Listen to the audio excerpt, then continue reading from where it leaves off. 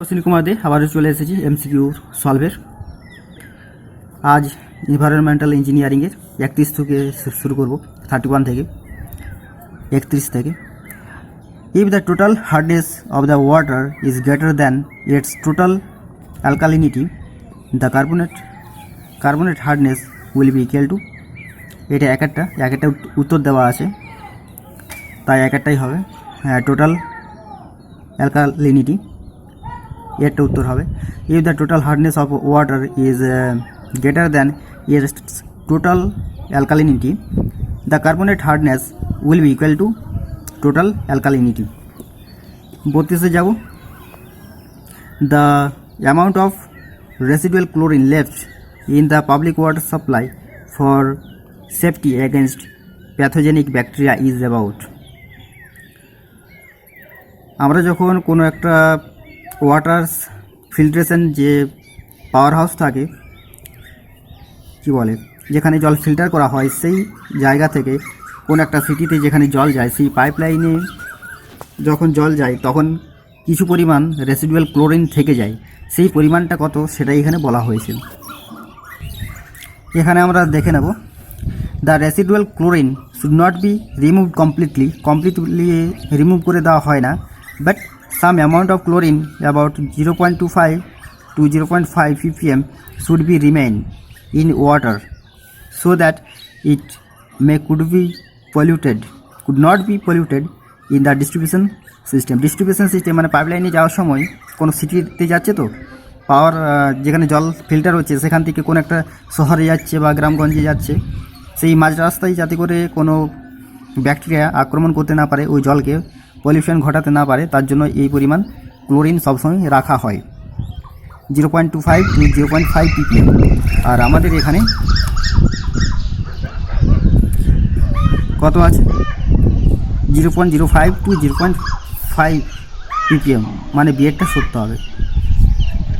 এটা তো 0.5-এর থেকে বেশি হয়ে যাচ্ছে, এটা হচ্ছে 0.5-এর থেকে কম, আর 0.25 তো নাই এখানে, তার মানে বিয়েরটাই উত্তর হবে। 32-এর বিয়েরটা 0.05 to 0.5 ppm। এবার 33 নম্বরে যাব। The dissolved oxygen level in natural unpolluted water at normal temperature is found to be of the order of.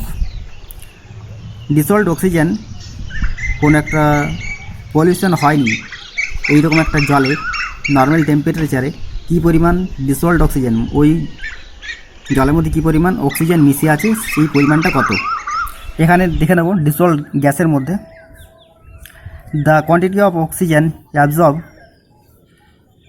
Is then ascertained, এখানে বলা হয়েছে ওটা নয়, এই পরের লাইনে।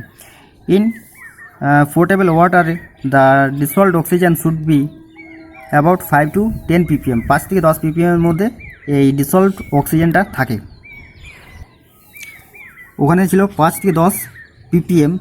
1 ppm সমান হচ্ছে 1 মিলিগ্রাম পার লিটার, তাহলে 5 থেকে 10 মানে এখানে 5 থেকে 10-এর মধ্যে কোনটা আছে? 10 আছে, বি, মানে বিয়েরটা উত্তর হবে। ডিসলভড অক্সিজেন আনপলিউটেড ওয়াটারের মধ্যে 10 মিলিগ্রাম পার লিটার ম্যাক্সিমাম থাকতে পারে। 5 থেকে 10 milligram per litre dissolved oxygen থাকে। তারপর বলা হয়েছে 34-এ, the velocity of flow of water in a sedimentation tank is about. The velocity of flow of water in a sedimentation tank is about. এটার মানে হচ্ছে সেডিমেন্টেশন ট্যাঙ্কে জলের যে ফ্লো প্রবাহ ভ্যালোসিটি কত থাকে সেটা বলতে হবে। এটা হচ্ছে sedimentation tank, rectangular tank sedimentation ট্যাঙ্কের।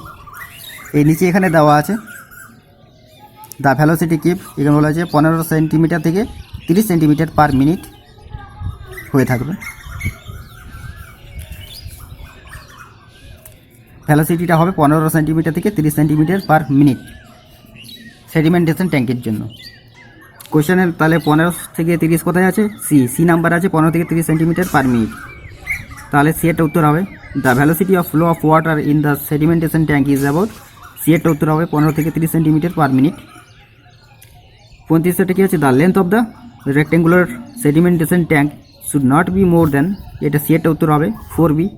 বিটা হচ্ছে উইথ, এখানে বলে দেওয়া হয়েছে where B is the width of the tank, উইথের 4 গুণের থেকে বেশি যেন লম্বা না হয় সেটারই একটা লিমিটেশন দেওয়া আছে।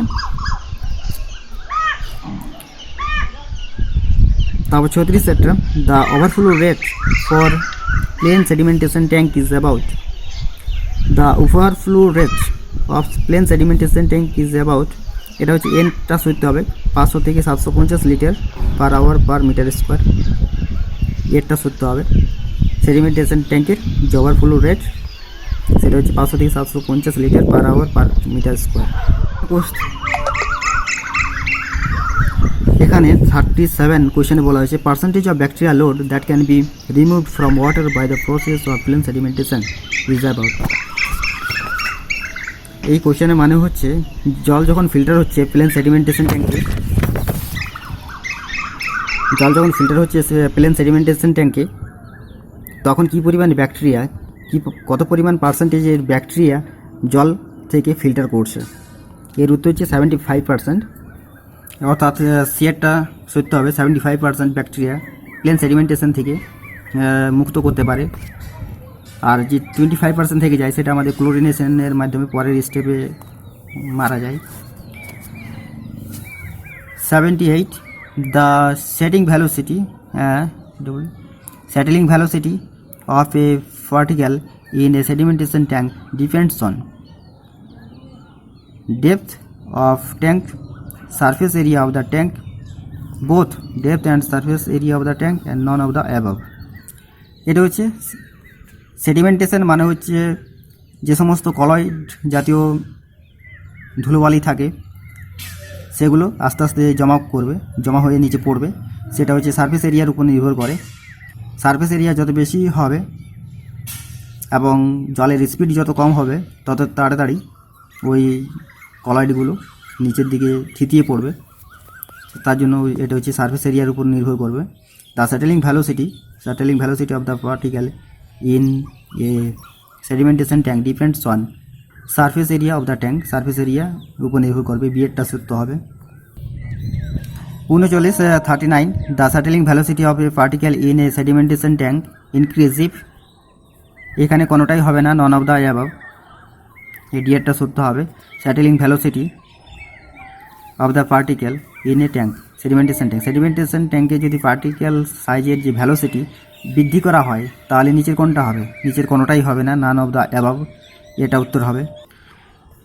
40 এবার ফর এ গিভেন ডিসচার্জ, একটা নির্দিষ্ট ডিসচার্জের জন্য the efficiency of sedimentation tank can be increased by, কোন একটা নির্দিষ্ট ডিসচার্জ ধরে নেওয়া যেতে পারে 500 বা 1000 লিটার বা কিছু একটা ডিসচার্জ হবে গিভেন ডিসচার্জের জন্য। The efficiency of sedimentation tank can be increased, sedimentation ট্যাঙ্কের এফিসিয়েন্সি কী করলে বাড়বে এখানে বলা হয়েছে। increase the depth of the tank, decrease the depth of the tank, increase the surface area of the tank and decreasing the surface area of the tank। এখানে sedimentation ট্যাঙ্কে ডেপথের সাথে সম্পর্ক নেই, এটা হচ্ছে সারফেস এরিয়া যদি আমরা বৃদ্ধি করি তাহলে কিন্তু বেশি পরিমাণ কলয়েড নিচের দিকে থিতিয়ে পড়বে, তার জন্য সিয়েরটা উত্তর হবে। Increasing the surface area of the tank, surface এরিয়াটা যত বেশি হবে তত বেশি পরিমাণ কলয়েড নিচের দিকে থিতিয়ে পড়বে এবং উপরের দিকে স্বচ্ছ একটা জল থাকবে, আর স্বচ্ছ জলটাই কিন্তু আমাদের ডিসচার্জ হিসেবে পরের চেম্বারে যাবে, তার জন্য সারফেস এরিয়াটাকে যত বেশি হবে তত বেশি ডিসচার্জ আমরা পেতে পারি, তার জন্য increasing the surface area of the tank, সিয়েরটা উত্তর হবে।